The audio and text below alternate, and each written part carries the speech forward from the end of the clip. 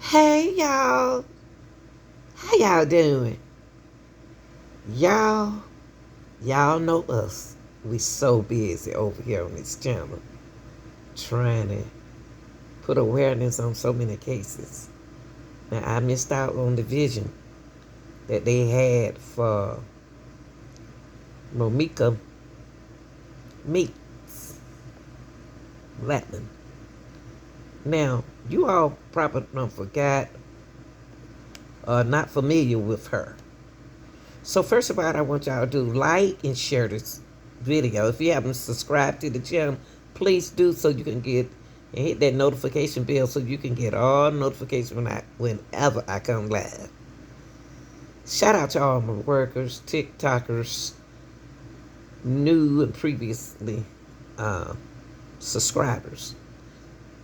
Now y'all, let's get into this educational content.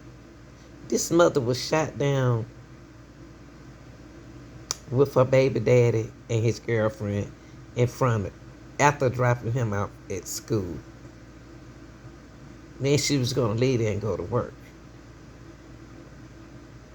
So the mom, when y'all make a decision to do something, think about everybody else. Think about the family. Think about the kids. Think about all the loved ones. Think about yourself. So I'm going to turn this, what I'm going to do since it's a reaction channel, go ahead on and turn it over to Romeeca's mother. They having a vision. They already had the funeral, but let's listen. And we'll get to the funeral as well. We are here to support an amazing baby. Anyone a marker? Hurt, sadness, and broken hearts are expressed on this board for 31-year-old Romeeca Meeks Blackman. I am broken. I am so broken. Surrounded by family and overwhelmed by grief, Tina McMiller says she's heartbroken after losing her daughter to gun violence. Friday night, many gathered in Inglewood to remember a woman who was loved by many.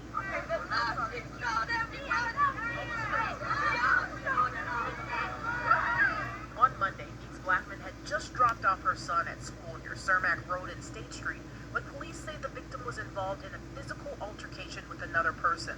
The offender then took out a gun and fired it, hitting Meeks Blackman in the face. She was rushed to Stroger Hospital, where she died. I ask that you give us strength! Give us strength, Father! For every one of us! Because we're gonna need it in this moment! Hundreds of pink, white, and silver balloons sit outside of Inglewood STEM High School. Her mother says she was a kind, loving, and sweet mother. Now she's left with raising her grandson. I need y'all to pray for my baby. Yeah, we will. We got him.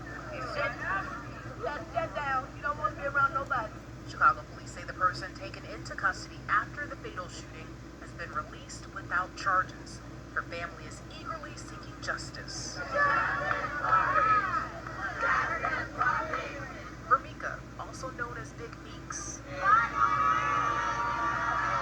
was soon released. Shot and killed in the South Loop is speaking out for the first time about her daughter's death. WGN's Jewel Hillary spoke with her, and she is in the South Loop now with more. According to CPD, justice, she didn't deserve it under those circumstances. Gripped with grief, Tina McMiller's loved ones embraced her tightly as they gathered across the street from the intersection of Cermak Road near State Street, where her 31-year-old daughter, Romeeca Meeks Blackman, was fatally shot Monday morning after dropping her son off at school. We want justice! Described as kind, sweet, loving, very supportive, and an amazing mom, Romeeca was working and studying to become a nurse. Right before her death, police say a fight broke out. The suspect, who sources say Romeeca knew, allegedly pulled out a gun and shot Romeeca in the face, killing her, according to CPD. My baby dropped her baby off to school.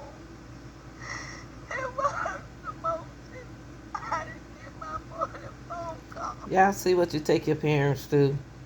You see what you take your parents through. You see what you take your grandmoms through.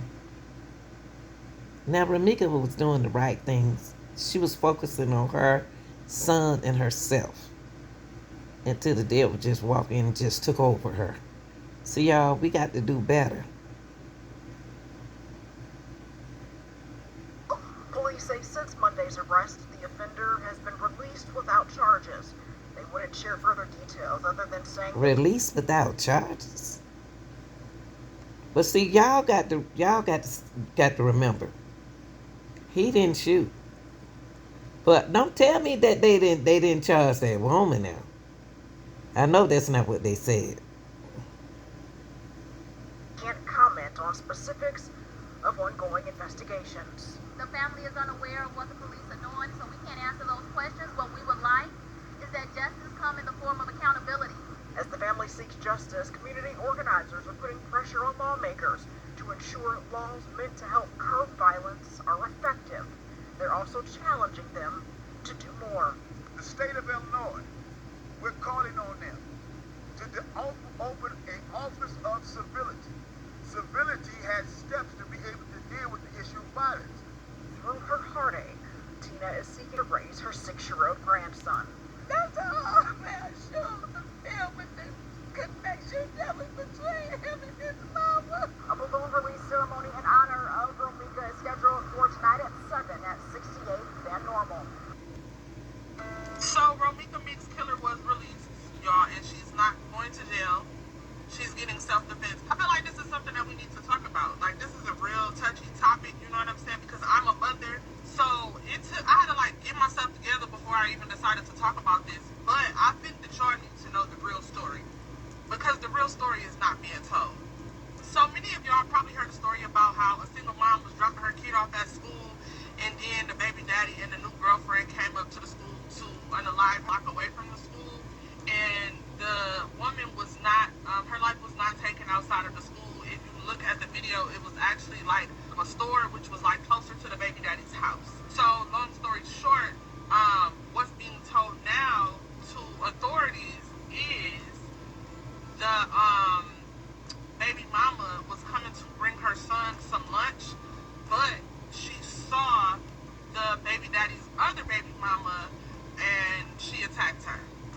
So Wow. keep in mind, Romeeca had a restraining order out on her baby daddy, but the baby daddy's new girlfriend had a restraining order on Romeeca. Whoa. So from footage that I've seen, both Romeeca and her baby daddy was both toxic towards each other. They were both popping up on each other, trying to fight, being violent, being aggressive, breaking each other's things. This was a two-way street. So I'm not denying his part in any of this because he was. Okay, y'all. So you heard now. Allegedly, that's what the judge decided, that was confrontation between the girls didn't get along. And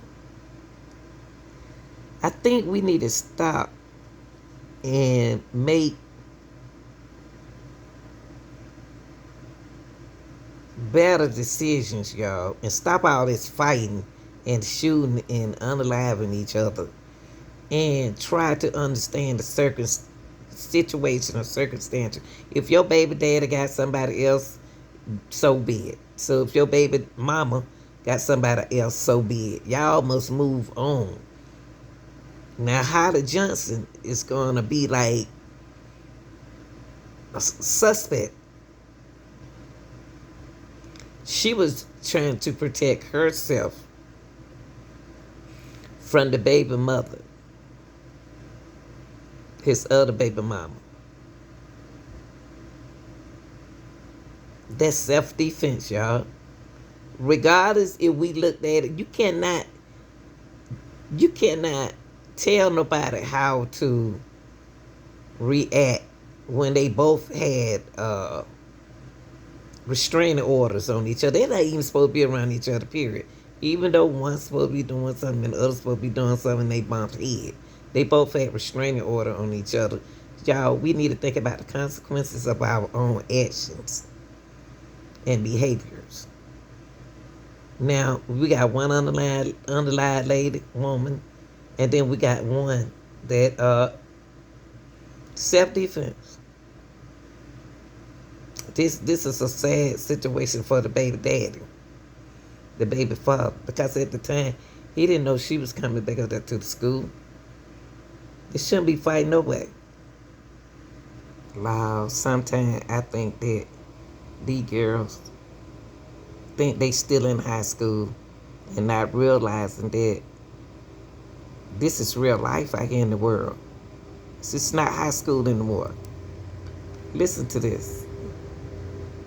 Never be begging a nigga to be with me after he got a baby on the way. I would never be having matching t-shirts on with a nigga that got a baby on the way. This the other baby I mama, would y'all. never be trying to play family with a nigga that got a baby on the way. I would never want to be with a nigga that burnt me while I was pregnant. I would never want to be a bitch like that. I would never be telling random people that my baby daddy burnt me. I would never tell nobody no shit like that. I would never tell random people that my baby daddy cheated on me. Now, y'all, this the other lady. Why they on the internet, y'all? Why is she on the internet repeating something that this is Holly? Why was she on the internet repeating, saying something like this? And that's between her. Whatever going on with a man and his baby mama is their prerogative, not nobody else's. Everybody else need to stand back to the side and just listen. Even if that's your baby daddy now. Y'all need to stop all this. What people is missing out about this case is, and I'm saying it over and over and over and over to educate y'all, both of them has a restraining order not to be around each other. Not knowing each other gonna be around each other. But just as soon as I see the person, I'm gonna remove myself. I'm not about to fight nobody. I'm not about to go to jail. I'm gonna leave. I'm gonna do what I gotta do, and I'm gonna leave. I'm not gonna attack nobody. I'm not about to put my attitude on the side. Y'all got to control y'all temper, ladies. You got to. Because you're going to lose. You're going to lose. And the question all I hear during this whole trial is how they going to do that. Because Holly knows the law. Holly played that law right. Holly knew what she was doing. While Romeeca wasn't thinking. Okay?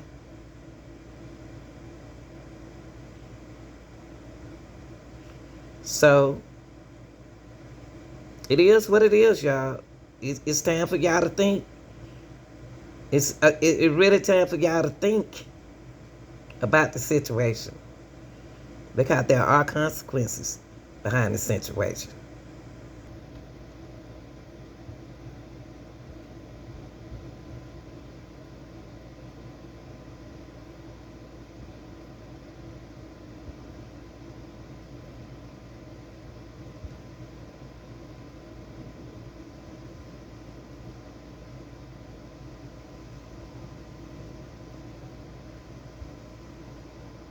So, y'all, the girl who dialed 911, you're going to hear her speak out, okay?